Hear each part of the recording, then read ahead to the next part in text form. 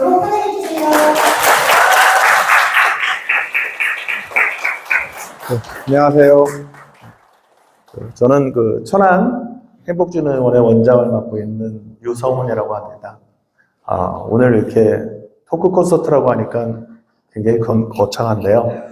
사실 그냥 이게 사랑방에 오셔서 이런저런 얘기, 그리고 사실 제가 이렇게 강연을 올 때마다 참 매번 이렇게 저는 저희 병원에 찾아오시는 분들한테 사실 오히려 굉장히 감사함을 느낍니다. 왜 그러냐면 저희 병원에 찾아오시는 분들은 기본적으로 내 문제가 뭐다라고 인지를 하고 그걸 해결하러 오시는 거거든요. 근데 사실 이렇게 강연을 들으시는 분들 중에는 내 문제가 지금 뭔지 그런 것들을 신경 안 쓰시는 분들이 많아요. 왜냐면 동원돼서 오시는 분들도 많다 보니까 아무래도. 그러니까 그런 어떤 정말 문제가 있어도 또 용기가 내서 또 이렇게 얘기를 하기가 좀 어렵죠. 그렇기도 하고 또 이렇게 저희 병원에 오시는 분들 보면은 제 컴퓨터 화면에는 이렇게 대기 시간들이 체크가 되는데 짧게는 한 60분에서부터 길게는 180분까지 그 내외로 대기 시간이 잡히거든요. 그러니까 참 역설적으로 참을성이 많으신 분들이 오는 겁니다. 정신과 진료를 받으려고. 그러니까 용기도 있고 참을성도 많으신 분들이 정신과 진료를 받으러 오셔서 어떻게 보면은 그 문제를 해결하려고 하시니까 여러분들이 생각하는 것보다는 그런 보통 일반적인 어떤 이런 환자분들이 꽤 용기도 있고 참을성도 있는데 좀 인생에서 좀 힘든 문제들이 좀 많아서 힘들게 되지 않았나 좀 그런 생각을 할 수가 있는데요. 그런 면에서 저는 이렇게 강연 오게 되면은 저한테 이제 오시는 환자분들한테 특히나 이렇게 여러분들이 질문이 없을 때는 더 잘해드려야 되겠다. 이런 생각들을 하게 됩니다. 여러분들도 오늘 강연이라기보다는요. 사실 강연으로 할 수 있는 부분들은 이제는 우리가 유튜브에도 그렇고 넘쳐나거든요. 그냥 찾아서 들으시면 되는 거고 그런 것보다는 여러분들이 여기 이제 어떻게 보면 여러분들에게 진료실에 오셨다고 생각하시고 본인이 좀 궁금했던 문제들을 그냥 바로 손 들고 얘기하셔도 될 것 같아요. 마이크도 사실 필요 없을 것 같아요. 그죠? 손 들고 얘기하시면 제가 바로 그때그때 좀 대답을 해드리는 걸로 하겠습니다. 바로 그냥 첫 질문하실 분 있으신가요? 난 진짜 오늘 이 질문을 하려고 여기 왔다.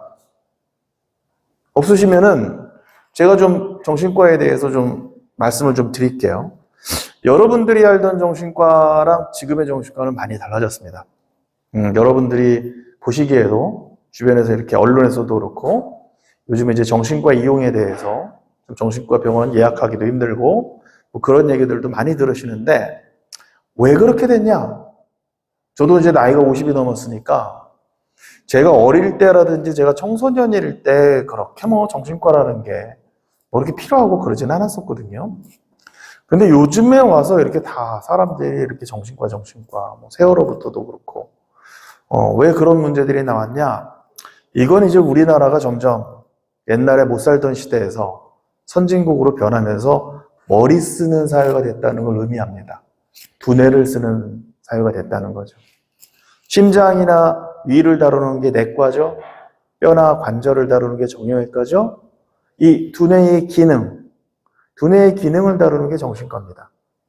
두뇌에 이제 뇌출혈이 나고 두뇌에 어떤 해부학적 인상이 생기면 그건 이제 신경과로 가죠. 신경과로 가지만 두뇌의 기능, 예를 들자면 감정을 조절한다든지 충동을 조절한다든지 뭔가 학습을 하고 여러 가지 어떤 중요한 결정들을 내리고 계획을 세우고 실행을 하고 시간이나 스케줄 관리를 하고 여러 가지 일들을 동시에 처리하는 멀티태스킹을 하고 이런 두뇌 기능들은 여러분들은 인식하지 못할 테지만 사실은 시시각각으로 변해요. 마치 우리 당 수치 변하는 것처럼 계속 변합니다. 그래서 두뇌 기능이 좋을 때도 있고 두뇌 기능이 떨어질 때도 있고 근데 이제 우리가 굉장히 두뇌를 많이 쓰는 어떤 그런 상황에서는 본인 두뇌 기능이 딸린다라는 것도 인식을 할 수가 있지만 보통은 우리가 감정이 좀 조절이 안 될 때 내가 요즘 왜 이렇게 예민하지? 내가 요즘 따라 왜 이렇게 짜증이 많지? 그럴 때는 그냥 감정만 조절이 안 되는 게 아니라 이런 두뇌 기능 전체가 사실 떨어져 있다고 생각을 하시면 돼요. 바로 그런 두뇌 기능을 이제 관리해 주는 거가 정신과가 됩니다. 그래서 이 마음건강 케어라는 말이 붙어 있는데요. 어떤 면에서는 맞고 어떤 면에서는 좀 틀려요. 그럼 어떤 면에서 맞느냐? 우리 인간이라는 게 감정을 통해서 좀 세상을 보거든요. 감정이라는 거는 우리가 이제 어떤 상황들이 생기면 여러분 개개인마다 본인한테 유니크하게 형성되어 있는 그런 감정 패턴이 쫙 움직이면서 그 상황을 우리가 판단을 하고 거기에 대해서 우리가 반응을 보이는 거예요. 똑같은 골이 들어가는 장면이어도 한국과 일본 사람은 반응이 달라질 수가 있습니다. 한국 사람은 기분이 좋아지는데 일본 사람은 기분이 나빠지는 건 있을 수도 있어요. 똑같은 팩트를 가지고. 그것처럼 인간이라는 건 감정을 통해서 세상을 보는데 하필이면 그런 감정이 좀 부정적인 감정들에 많이 이렇게 사로잡혀 있다.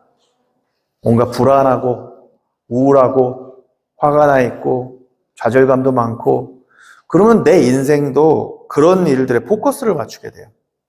마치 빨간색 안경 끼고 세상 보면 다 빨갛게 보이듯이 인생을 그렇게 보면서 하루하루를 또 이렇게 살아가는 거거든요. 그러면 하필이면 내 인생 이렇게 살아도 하루 저렇게 살아도 하루인데 좀 내 인생의 어떤 부정적인 어떤 그런 인생 경험들에 이렇게 집중을 해서 그날 하루를 경험하고 거기다가 두뇌 기능이 떨어진다라는 의미는 두뇌 기능이 좋을 때에 비해서 우리가 뭔가 말을 하거나 행동을 하거나 어떤 결정을 할 때 사실 우리 무의식적으로 합니다. 여러분들이 보면 굉장히 신중하게 생각하고 말을 하고 행동하고 결정하는 것처럼 느끼지만 사실 신중하게 내 나름대로 생각했다는 시간을 잘 생각해 보면 잡생각일 경우가 되게 많아요. 사실 우리는 거의 본능적으로 무의식적으로 반응합니다. 그리고 이런 무의식적인 반응이 제일 많이 일어나는 게 뭐냐? 대인관계예요. 그렇죠? 우리가 대인관계에서 말도 하고 또 우리가 어떤 제스처도 하고 또 우리가 뭐 얘기를 듣거나 뭘 했을 때 우리가 선택도 내립니다. 그런데 그러한 퀄리티가 두뇌가 좋을 때랑 두뇌가 떨어질 때 달라요. 그러면 좀 더 나은 결정을 누적하면서 하루하루, 한 달 한 달, 1년 1년을 살아가는 거랑 계속 잘못된 결정들을 누적하면서 또 인생이 흘러가는 거랑은 나중에 몇 년 뒤에는 얘기가 달라질 수가 있거든요. 바로 그 두뇌 기능에 이제는 포커스를 맞추고 그 두뇌 기능을 관리를 하기 위해서 찾아오는 곳이 정신과지, 뭐 내가 지금 제정신이 아니거나 현실 판단력을 잃었거나 이런 사람들이 쉽게 말하면 또라이거나 이런 사람들이 찾아오는 게 이제 더 이상 정신과가 아니게 됐어요. 그래서 저희 병원도 보면은 그 나이 드신 분들은 오셔서 그런 얘기 합니다.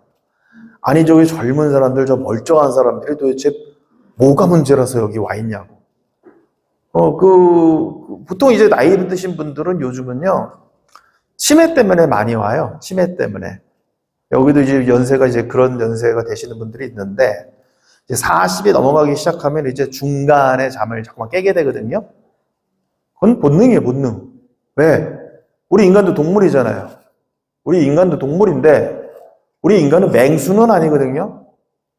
그렇기 때문에 밤이 돼서 맹수가 사냥하는 시간이 되면 경계심이 올라갑니다. 근데 젊은 개체는 좀 자도 돼. 왜? 위험이 닥치면 바로 튀면 되니까. 그러면 노약자만 잡히는 거야. 그렇기 때문에 나이를 먹을수록 이 건강이 쇠퇴할수록 자꾸만 새벽에 깹니다. 특히 나이 드신 할머니 할아버지들은 대놓고 초저녁에 자고 밤새 깨 있다가 아침녘에 좀 자요. 그거 보고 이제 젊은 자식들은 이제 아유 우리 아버님 어머님 잠 잘 주무신다고 얘기하는데 그 맹수 사냥하는 시간 동안 다 깨 있는 거예요. 우리가 그런 동물입니다. 문제는 자정에서 새벽 4시까지의 수면에서만 두뇌 기능이 회복이 되거든요. 두뇌 기능이. 이것도 최근에 밝혀진 거예요. 다른 시간에 자는 거는 두뇌 기능하고 아무 상관없어요. 신체 기능은 회복돼도 두뇌 기능은 회복이 안 됩니다. 그래서 자정에서 새벽 4시까지의 수면을 얼마나 많이 잘 못 취했느냐가 평생 누적돼서 치매가 걸린다라는 거는 이제 과학적으로 증명이 됐어요.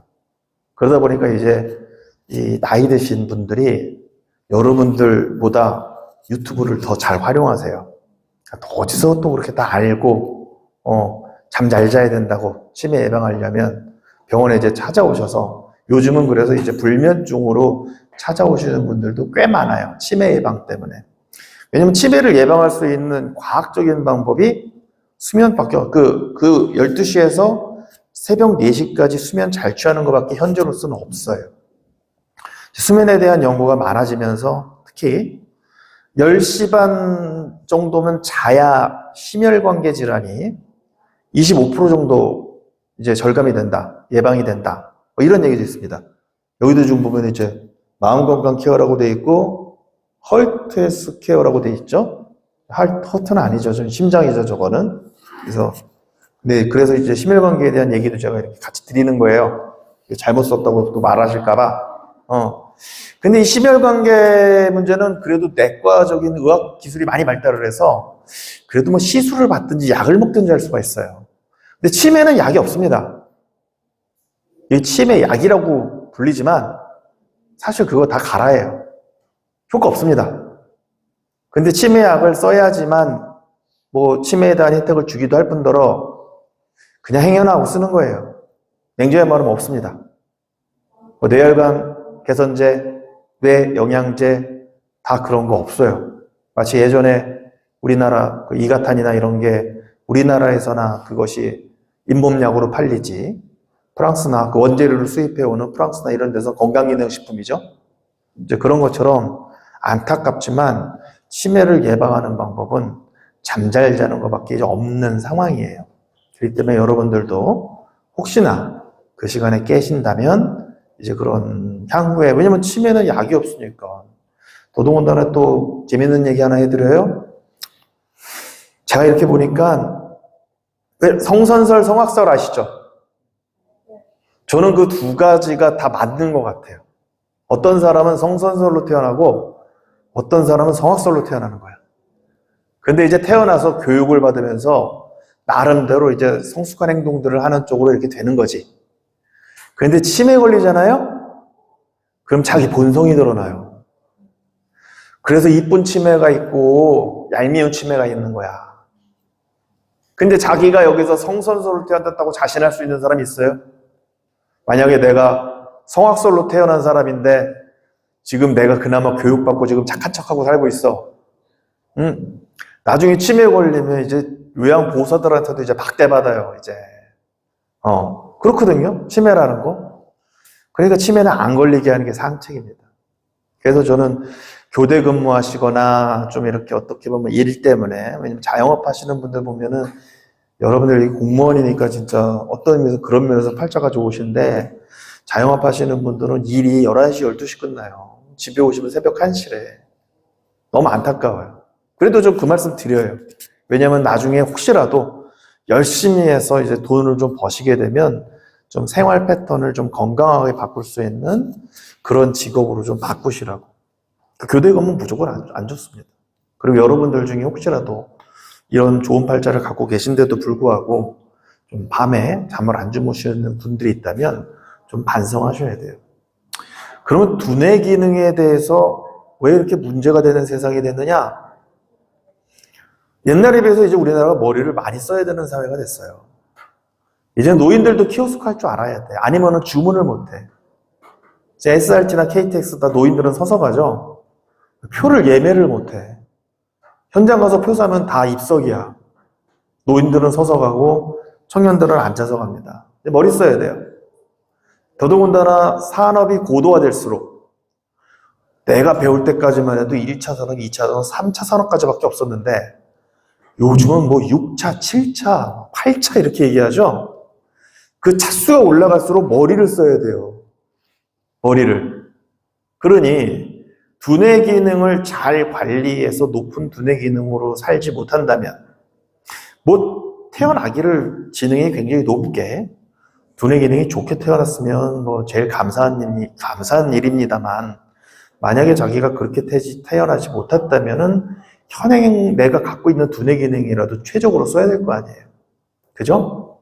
그래서 시골보다는 도시가, 후진국보다는 선진국이, 그리고 몸 쓰는 직업보다는 머리 쓰는 직업이 두뇌 기능이 굉장히 절실하게 됩니다. 그리고 대인관계가 많이 해야 좋은 사람일수록 사실은 두뇌 기능이 좋아야 되는 거예요. 두뇌 기능이 떨어진 상태에서 대인관계를 하면 사실 점점 인간관계는 좁아집니다. 아까 제가 나이 들수록 잠 못 자면 두뇌 기능 떨어진다고 그랬죠? 그렇게 생각하면 노인들은 두뇌 기능이 점점 떨어지는 거죠.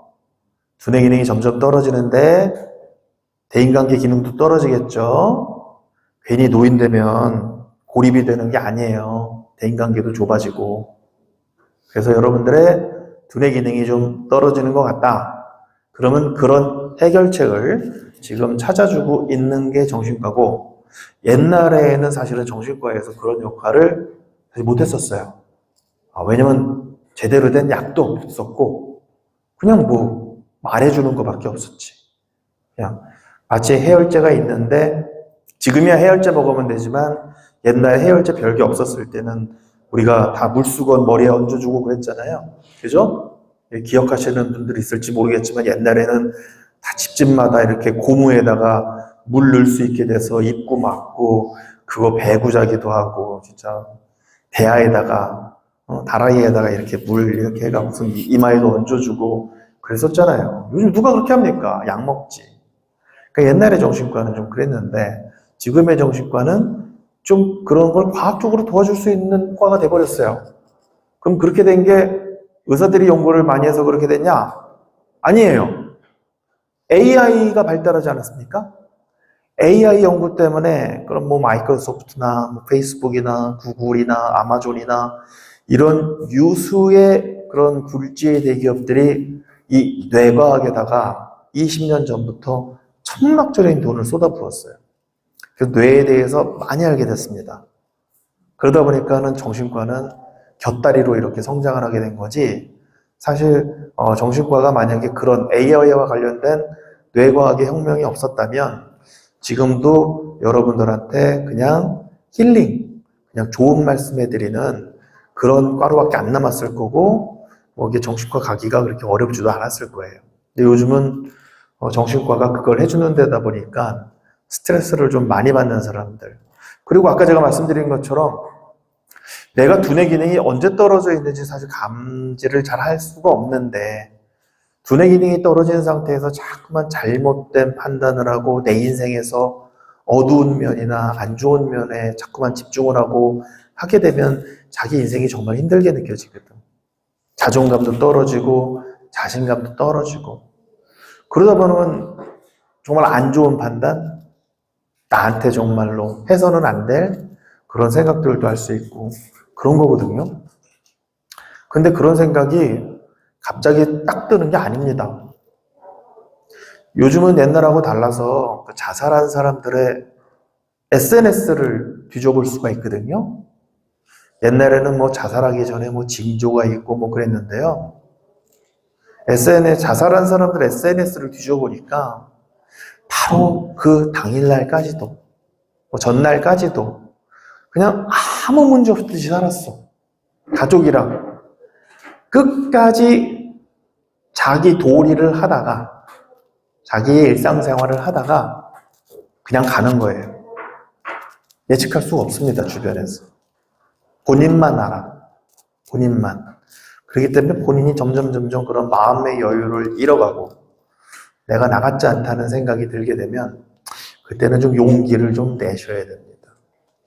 혹시 제가 말을 길게 해서 좀 이렇게 중간에 말을 자르기가 어렵다고 생각해서 질문을 못 하시는 건 아니겠죠? 만약에 질문을 안 하신다면 제가 이렇게 질문을 드릴 수도 있는데, 네. 다 여기 오시기 전에 한 가지씩들 질문들을 좀 생각해 보셨나요? 자, 인간적으로 나는 좀 질문 좀 생각하고 왔다. 궁금한 게 하나도 없는 거예요. 응? 궁금한 게 하나도 없는 사람한테는 엄밀하게 말하면 제가 뭐 이런 얘기를 많이 드려도 사실은 거기 밑 빠진 독에 물 붓기랑 똑같아. 내가 아쉽지가 않은데. 나라도 그래요, 나라도. 내가 지금 예를 들면은 예전에는 뭐 신경도 안 썼을 건데 요즘 들으니까는 학술대회에서 탈모에 대한 강의한다 그러면 그게 그렇게 귀에 들어오더라고요. 열심히 좀 돈 내고 막 학술대도 등록하고, 그것처럼 여러분들의 관심사가 만약에 뭐 그렇지 않다면 사실은 이제 제가 이렇게 말씀을 드려도 그때그때 흥미거리가 되는 건데요. 예. 치매가 옛날에 뭐 수명이 길지 않았을 때이기 때문에 살견 뭐 이렇게 나이가 들기까지 그리고 고령화 되기 전에 돌아가시기 때문에 치매가 별로 없다고 봐야 되는 아니 지금 그렇죠. 맞아요. 네, 맞습니다. 그래서 더 문제예요. 이제 오래 살게 됐잖아요. 오래 살게 됐잖아요. 그래서 치매 무서워하셔야 돼요. 치매 무서워하셔야 됩니다. 왜냐면 의학기술이 좋아져서 원래는 치매에 걸리면은 그냥 단순하게 뭐 이렇게 인지기능이 떨어지고 좀 그렇게 되는 것만 있는 게 아니라 뇌의 어느 부분이 망가지느냐에 따라서 사실은 면역력도 떨어지고 자기 일상관리도 잘 안 되니까 사실 폐렴에도 잘 걸리고 그런 식으로 해서 이제 사망하실 확률이 높아지는 거거든요. 노인분들 대부분 감기 걸렸다가 폐렴으로 돌아가십니다. 또는 골다공증으로 일어서서 돌아다니다가 목욕탕에서 넘어져서 그 길로 못 일어나시고 그냥 돌아가시는 거예요, 원래. 옛날엔 다 그랬어요. 근데 지금은 어떻게든 살려내죠. 네, 폐렴 안 죽어요, 그걸로. 뭐 다리 부러져도 요양병원에서 죽을 때까지 그냥 거기서 침상에서 누워 있어야 돼. 그렇기 때문에 이제 나이가 들면서 생기는 이런 치매가 많아질 수밖에 없게 된 거죠. 그리고 이제 옛날이라고 말씀하셨는데 이 기회에 이 통계의 함정 말씀드릴게요. 옛날 사람들은 그러면 일찍 죽었냐? 아닙니다. 원시인도 70살까지 살았어요. 그럼 왜 평균 수명이 30살이고 40살이고 나오냐? 영아 사망률이 높았어. 0살에 죽은 사람들이 많으니 평균 수명이 떨어졌던 거예요. 조선시대에도 70, 80 되셔서 치매 오신 분들이 있었어요. 그렇지만 그 전에 만성질환으로 고혈압도 관리가 안 되고 당뇨도 관리가 안 되고 뭐 여러 가지 어떤 이런 만성질환들이 관리가 안 되니 그 전에 돌아가셨겠지. 옛날 그런 뭐 이제 세종 그런 뭐 이제 그 실록 조선왕조 실록 같은 거 보면은 뭐 세종대왕도 여러 가지 성인병으로 고생하셨지만 사실 웬만한 왕들이 종기로 돌아가시지 않으셨습니까? 요즘 누가 종기로 죽어요? 째고 고름만 빼면 되는데 엄청 아프긴 하지만 그리고 약 몇 알 먹으면 끝나는데 그죠? 그러니까 그런 것들이 없고 사고가 없었던 분들은 뭐 황희정승도 그렇고 다 할아버지까지 살았어요. 근데 그렇게 늙게 되면 분명히 치매가 생깁니다. 거기다가 자기가 치매 유전자가 있다. 자기의 가족 중에 계속 이렇게 연세가 또 그런 분들은 또 어떻게 보면 장수 유전자도 있는 거예요. 저주일지 축복일지는 잘 모르겠지만 오래되신 분들이 다 치매가 이렇게 걸려왔다 그러면 자기도 치매 유전자 있는 거예요. 그런 분들은 정말로 주변 사람들한테 지금부터 잘해 놓으셔야 됩니다. 예. 치매 유전자 검사를 지금도 받으면 알 수 있어요? 지금은 이제 그 아포이 단백질이라 그래서 그 아포이 단백질과 관련된 유전자가 있으면 치매가 좀 더 잘 걸리는 거로 되어 있거든요. 그런데 그 문제는 치매를 발병시키는 원인이 그렇게 간단하진 않아요. 그 수면에 대한 연구도 사실은 치매와 관련된 연구를 하다가 알게 된 건데 참 신기하게 자정이 되는 순간에 뇌세포가 약간 쭈그러든답니다. 이게 전자현미경을 쓸 수 있게 되면서 알게 된 거예요. 뇌세포가 쭈그러들면서 뇌세포 사이의 난길로 뇌척수액이 쫙 흐르면서 노폐물을 제거하고 영양분을 공급한대요. 그러니까 두뇌세포의 재생은 딱 그 시간 동안에만 이루어지는 거야. 근데 그 시간 동안에 잠을 잘 못 자면 그런 작용이 안 일어나니까 뇌에 노폐물이 쌓이는데 그런 노폐물 중에는 아포이 단백질의 찌꺼기도 있지만 여러분들이 많이 한 번쯤은 들어보셨을 베타아밀로이드라는 단백질의 찌꺼기들도 있어요. 그런 게 누적이 되게 되면 그런 것들이 세포 독성을 갖게 되고 세포를 파괴하게 되는데 기억력을 담당하는 부위가 우리 두뇌에는 굉장히 넓기 때문에 기억력이 떨어지는 것처럼 치매가 인식이 되지만 만약에 여러분들의 충동을 조절하고 어떻게 보면 성격을 관장하는 부위가 망가지게 되잖아요. 그러면 그냥 부모님이 나이가 드셔서 성격이 괴팍해진 걸로 착각할 수도 있어요. 치매인데 사실은. 근데 안타깝지만 치매가 되게 되면은 저는 현재로서 그래서 주간보호센터의 역할을 굉장히 크게 평가하고 있습니다. 왜냐면은 이게 사람들하고 대화도 좀 주고받고 어울림도 있고 해야지 그런 두뇌의 퇴화가 좀 덜 일어나요.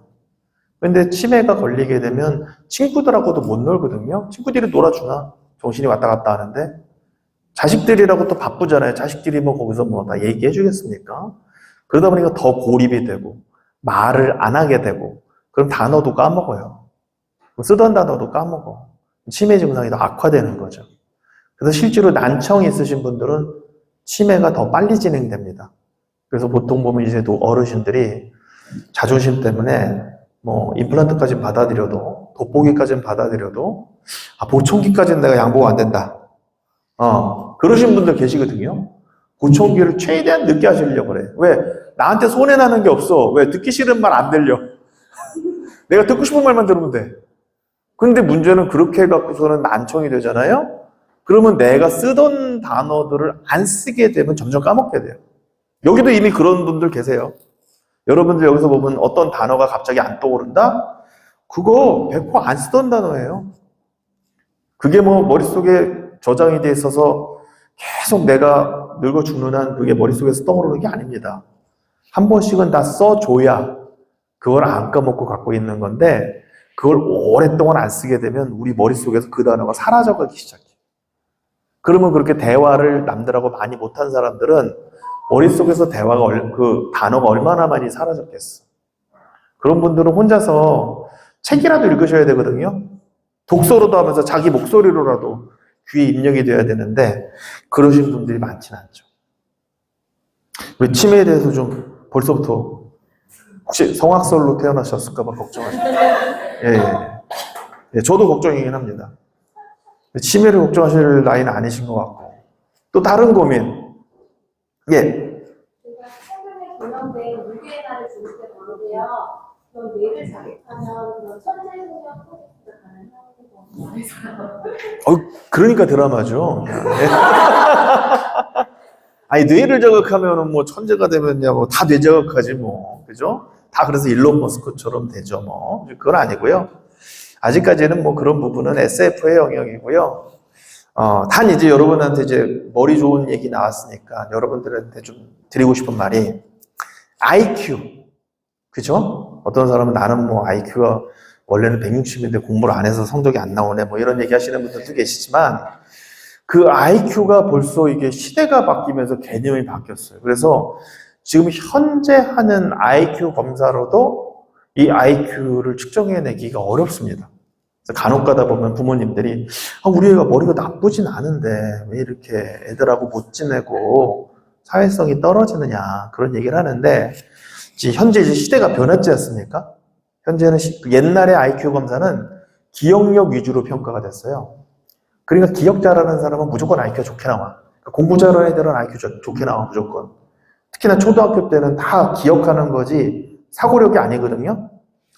근데 최근에 들어서서 이제 어떤 사람이 머리가 좋냐라고 했을 때는 일단 세 가지 봅니다. 하나는 기억력은 맞아요. 기억력은 좋아야 돼. 그리고 또 하나는 버발 플루언시라고 그래서 얼마나 말을 유창하게 할 수 있느냐. 그리고 또 하나는 예측 능력. 뭔가 이렇게 얘기할 때 상대방의 어떤 그런 반응들도 예측할 수 있고 그 다음 단계를 추리할 수 있는 능력. 근데 잘 보면요, 이게 커뮤니케이션이거든요. 그러니까 지금은 커뮤니케이션을 잘하는 애들, 걔네들이 머리가 좋은 거예요. 근데 그 커뮤니케이션 능력, 아까 말한 이 세 가지 능력을 검사할 수 있는 도구는 아직은 개발이 안 됐어요. 그래서 여러분들이 이렇게 주변에 애들 키우면서 말 조잘 잘하고, 말대꾸도 잘하고, 엄마한테, 아빠한테 이것저것 따지고 그러면은 너 밖에서 하는 거에 반만 엄마 아빠한테 해라, 이 자식아. 막 이러지 마시고, 아, 얘는 머리가 좋은 애인가 보다. 말을 잘하는 걸 보니 머리가 좋은 애인가 보다. 이렇게 생각해 주시면 됩니다. 예. 또 질문.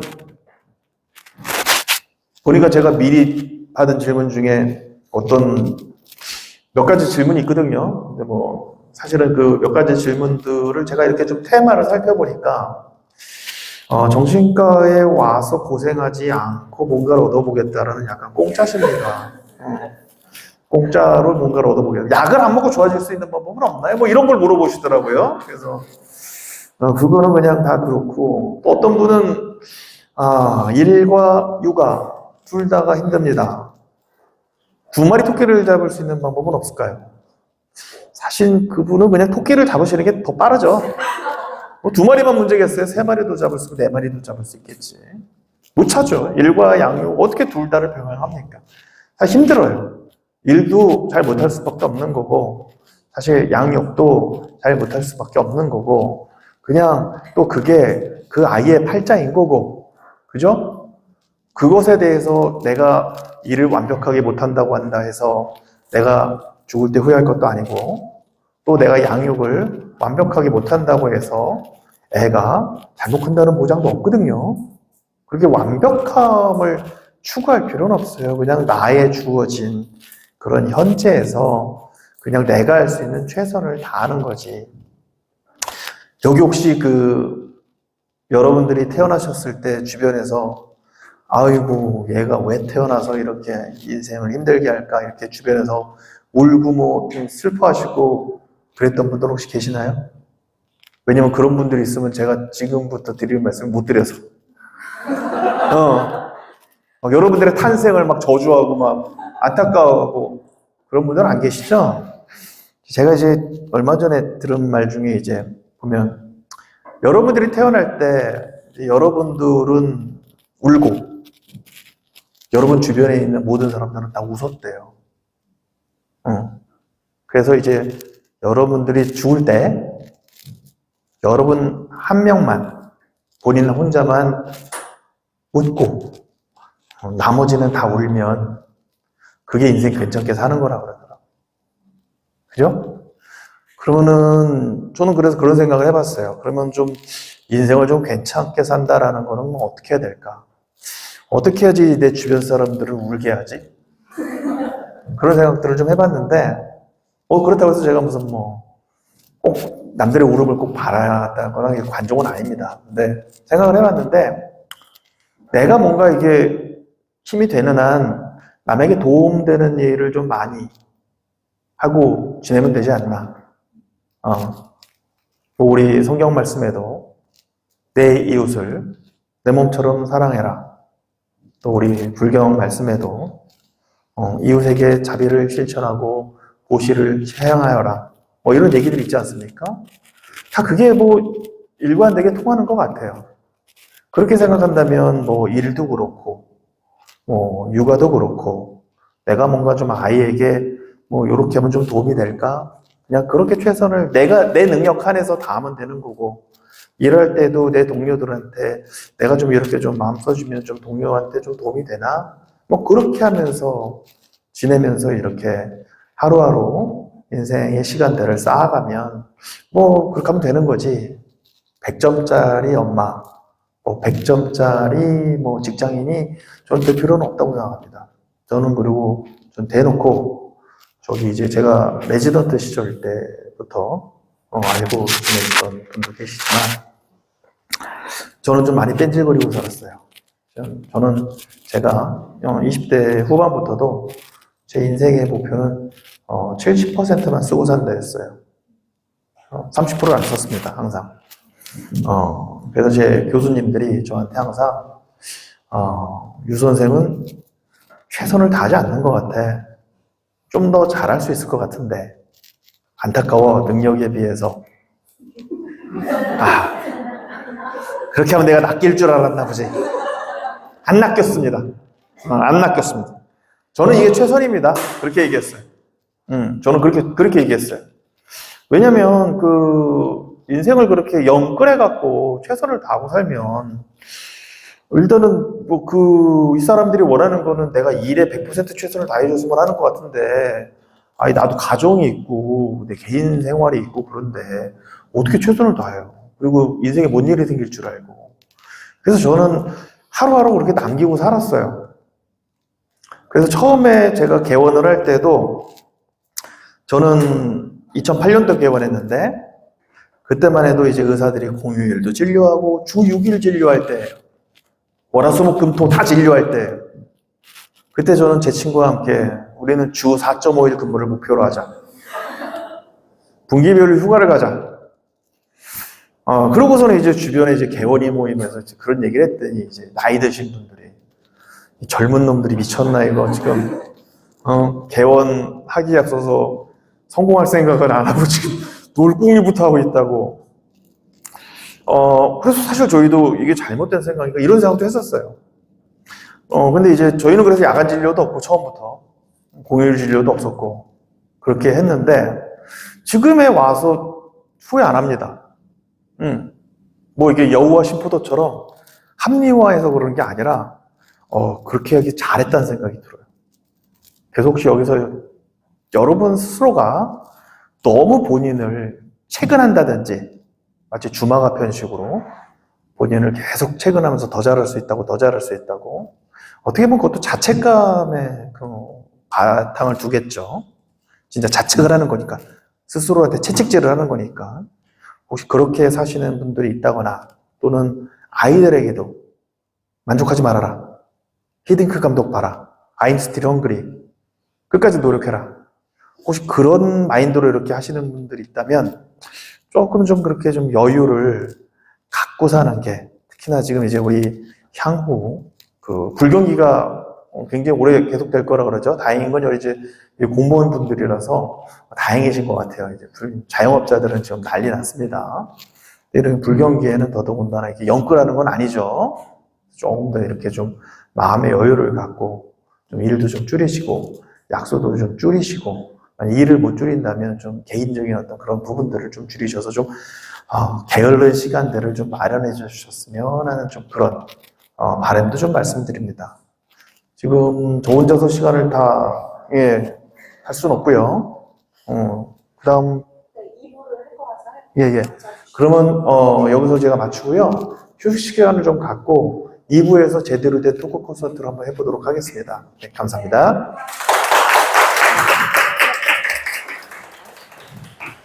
영상을 해주신 유료 원장님께 다시 한번 감사 인사드립니다.